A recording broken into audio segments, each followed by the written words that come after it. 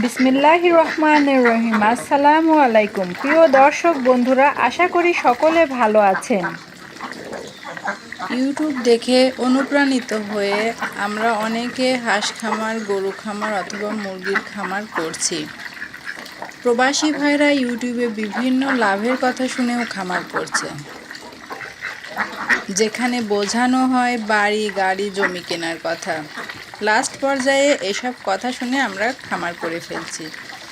কিন্তু কথাগুলো কতটা সত্য, কী ধরনের লাভ হয় বা লস হয়, খামার পরিচালনা, মেডিসিন, এসব কোনো প্র্যাকটিক্যাল ধারণাই নতুন খামারিদের থাকে না। এর মধ্যে আবার অনেকে ঋণ তুলেও খামার করে ফেলে, বাকিতে খাদ্য নেয়া। ঋণগ্রস্ত হয়ে খামার করলে আপনি সব সময় একটি চাপের মধ্যে থাকবেন। বাকিতে খাদ্য নিলেও দোকানের চাপ, এতে আপনার মানসিকভাবে অশান্তি হবে।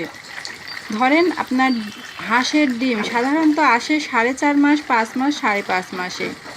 তো 4.5 মাসের ডিম যদি আপনার 5 থেকে 5.5 মাসে আসে, তখন যে খাবার খরচটা হয়, এতে আপনি মানসিকভাবে খুবই পীড়ার মধ্যে থাকবেন। এতে কি হবে, খামার করার প্রতি যে আপনার একটা অনীহা তৈরি হবে, এতে আপনি লসের সম্মুখীন হয়ে যাবেন। ফার্মিং যে কোনো সেকশনে প্রতিদিন যদি আপনি পুষ্টিকর খাদ্য দিতে না পারেন, তাহলে আপনি আশানুরূপ ফল পাবেন না। আর এভাবে নতুন খামারিরা লসের সম্মুখীন হচ্ছে। যাদের খামার সম্পর্কে একেবারেই জ্ঞান নেই, নতুন করতে চাচ্ছেন, তাদের উদ্দেশ্য করে বলবো, যারা পুরাতন খামারি বা হ্যাচারি মালিক, তাদের সঙ্গে যোগাযোগ রাখবেন। যে কোনো সমস্যায় তাদের দিক নির্দেশনা মেনে চলবেন।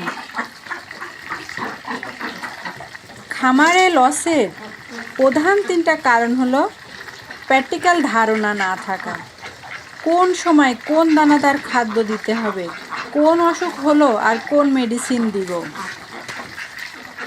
ইউটিউবে সার্চ করছেন, অসুখ হয়ে গেলে এই সেক্টরে তেমন কোনো লাভ হয় না। ঘর সবসময় পরিষ্কার পরিচ্ছন্ন শুকনো রাখতে হবে, কারণ ঘর থেকে রোগ ছড়ায়। হাঁসকে নিয়মিত 2টি ভ্যাকসিন দিতে হবে। আমি আমার প্রিয় দর্শক ভাই বোনদেরকে বলবো, না জেনে না বুঝে খামার করবেন না। বিভিন্ন জায়গা থেকে কিছু জ্ঞান অর্জন করে তারপর একদম ছোট আকারে 20 থেকে 30টা হাঁস দিয়ে শুরু করেন। তারপরে যখন আপনি বড় করে করতে পারবেন, তখন বড় আকারে করবেন, যাতে লস হলেও দাঁড়িয়ে থাকতে পারেন, কারণ বিপদে পড়লে পাশে কাউকে পাবেন না। যাই হোক, অনেক কথাই বলে ফেললাম। সকলের মূল্যবান সময় দিয়ে ভিডিওটি দেখার জন্য ধন্যবাদ। আসসালামু আলাইকুম।